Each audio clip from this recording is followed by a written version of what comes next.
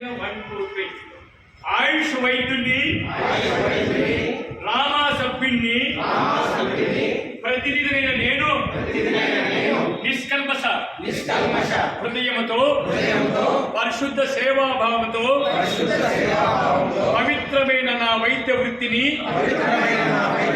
సమాజ శ్రేయస్సు కోసమే అంకితము చేస్తానని ఎటువంటి రాగద్వేషాలు ఈర్ష్యాసూయలు లేకుండా స్వలాభాలక్ష మరియు ప్రలోభాపేక్ష దరిచేరకుండా నీతి నిజాయితీ నిబద్ధత నిత్య సన్నతతో రామా పటిష్టతకు కృషి చేస్తానని నా సహచర రామా సభ్యులతో సఖ్యతగా వెలుగుతూ వారందరూ సమాజంలో సగౌరవంగా జీవించుటకు అన్ని విధాల సహకరిస్తానని వారందరి సర్వవిధ శ్రేయస్సే